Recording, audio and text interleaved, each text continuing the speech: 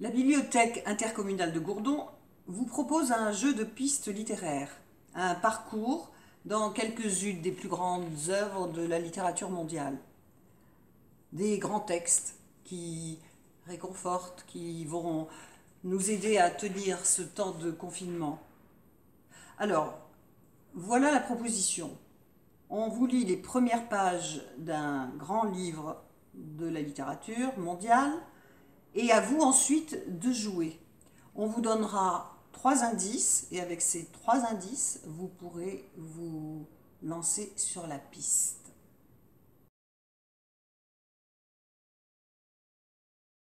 Bon, la semaine précédente, c'était donc une énigme. Alors là, pour moi, c'était Force 8, hein. Je ne sais pas si vous avez été nombreux à trouver. Si vous avez trouvé, bravo, parce que c'est vraiment un auteur qui est finalement pas lu tant que ça, je trouve, et qui est extraordinaire, et qui est donc Bulgakov. Le titre du livre, c'est Le Maître et Marguerite.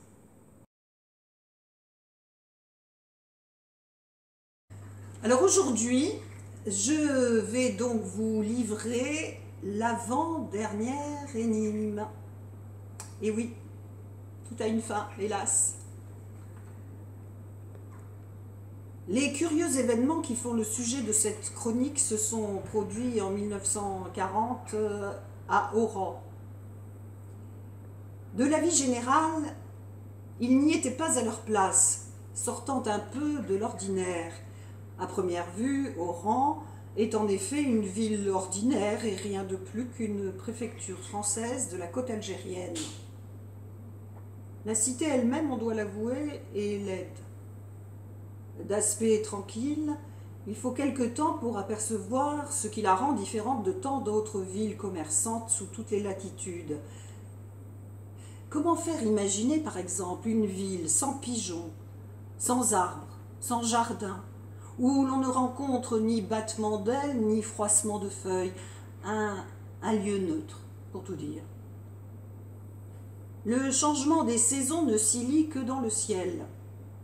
Le printemps s'annonce seulement par la qualité de l'air ou par les corbeilles de fleurs que des petits vendeurs ramènent des banlieues. C'est un printemps qu'on vend sur les marchés. Pendant l'été, le soleil incendie les maisons trop sèches et couvre les murs d'une cendre grise. On ne peut plus vivre alors que dans l'ombre des volets clos. En automne, c'est au contraire un déluge de boue. Les beaux jours viennent seulement en hiver. Une manière commode de faire la connaissance d'une ville est de chercher comment on y travaille, comment on y aime et comment on y meurt. Dans notre petite ville, l'effet du climat, tout cela se fait ensemble, du même air frénétique et absent. C'est-à-dire qu'on s'y ennuie et qu'on s'y applique à prendre des habitudes. Nos concitoyens travaillent beaucoup, mais toujours pour s'enrichir. Ils s'intéressent surtout au commerce et ils s'occupent d'abord, selon leur expression, de faire des affaires. Mais, très raisonnablement, ils réservent les plaisirs des joies simples, ils aiment les femmes, le cinéma, les bains de mer, et ils réservent ces plaisirs pour le samedi et le dimanche, essayant les autres jours de la semaine de gagner beaucoup d'argent.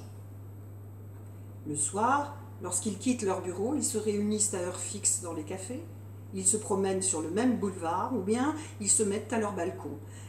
Les désirs des plus jeunes sont violents et brefs, tandis que les vices des plus âgés ne dépassent pas les associations de boulomanes, les banquets des amicales et les cercles où l'on joue gros jeu sur le hasard des cartes. On dira sans doute que cela n'est pas particulier à notre ville et qu'en somme, tous nos contemporains sont ainsi. Sans doute. Rien n'est plus naturel aujourd'hui que de voir des gens travailler du matin au soir, de choisir ensuite de perdre aux cartes, au café et en bavardage le temps qu'il leur reste pour vivre. Mais il est des villes et des pays où les gens ont de temps en temps le soupçon d'autre chose. En général, cela ne change pas leur vie, seulement il y a eu le soupçon. Et c'est toujours cela de gagner. Oran, au contraire, est apparemment une ville sans soupçon, c'est-à-dire une ville tout à fait moderne. Il n'est pas nécessaire en conséquence de préciser la façon dont on s'aime chez nous. Les hommes et les femmes ou bien se dévorent rapidement dans ce qu'on appelle l'acte d'amour, ou bien s'engagent dans une longue habitude à deux. Entre ces extrêmes, il n'y a pas souvent de milieu. Cela non plus n'est pas original. À Oran comme ailleurs, faute de temps et de réflexion, on est bien obligé de s'aimer sans le savoir.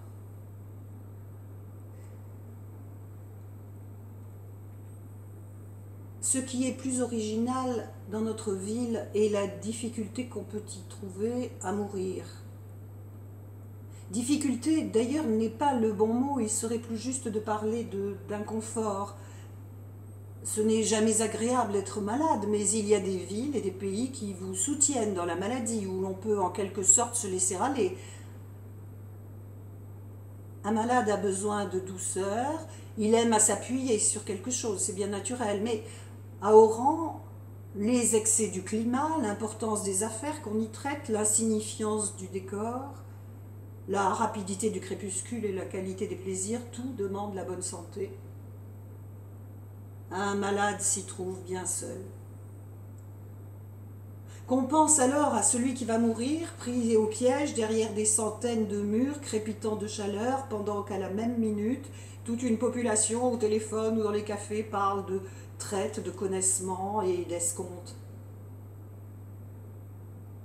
On comprendra ce qu'il peut y avoir d'inconfortable dans la mort, même moderne, lorsqu'elle survient ainsi dans un lieu sec. Ces quelques indications donnent peut-être une idée suffisante de notre cité. Au demeurant, on ne doit rien exagérer. Ce qu'il fallait souligner, c'est l'aspect banal de la ville et de la vie. Mais on passe ses journées sans difficulté, aussitôt qu'on a des habitudes. Du moment que notre ville favorise justement les habitudes, on peut dire que tout est pour le mieux.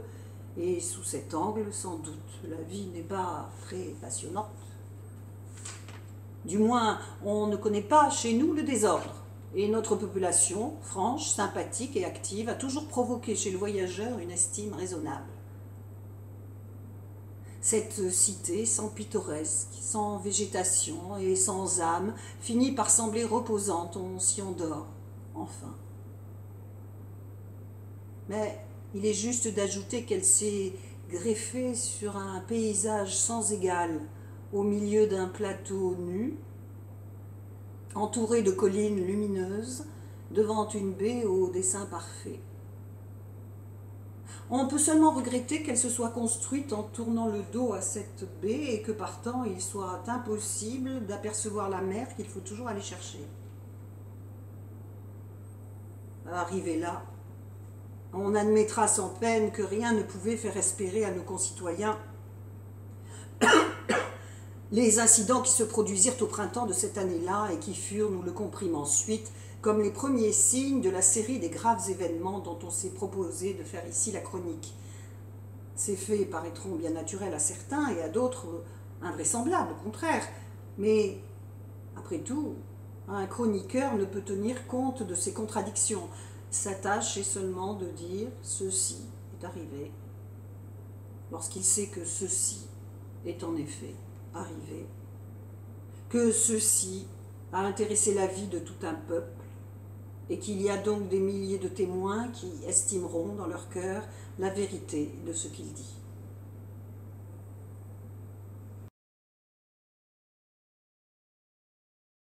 Alors, pour cette avant-dernière énigme, je vais vous donner des indices sur l'auteur. Donc l'auteur, c'est un homme et un écrivain connu, reconnu dans le monde entier. Je crois qu'il y a beaucoup de gens qui auraient aimé l'avoir rencontré, l'avoir comme ami, comme père, comme amant. Il paraît que c'était un amoureux extraordinaire. C'était un homme aux multiples facettes, un homme de théâtre, un homme de combat, que dire encore, un philosophe. Ah oui, j'ai oublié, un philosophe, c'est très, très important. Et bien sûr, un immense écrivain. Et surtout, c'est un homme qui... c'est un grand vivant, voilà. C'est quelqu'un qui aide à penser et à vivre. Alors ensuite, le titre, c'est un titre qui fait peur, surtout dans la période actuelle. L'œuvre, les personnages, donc c'est une œuvre qui a été écrite juste après la Seconde Guerre mondiale, donc dans un contexte particulier, ce qui fait d'ailleurs de cette œuvre ce qui lui donne un caractère métaphorique, voilà, c'est ça. Ensuite, pour les personnages, il n'y a pas énormément de personnages singuliers, d'individus. Il y a un narrateur, il y a un double narrateur d'ailleurs, trois autres personnages, et puis tous les habitants donc, de la cité qui sont confrontés à une épreuve. Que dire d'autre sur l'œuvre? Elle pose une question essentielle. Qu'est-ce que c'est que le métier d'homme? Comment le mener? C'est une sorte de manuel de survie. Je pense que vous trouverez.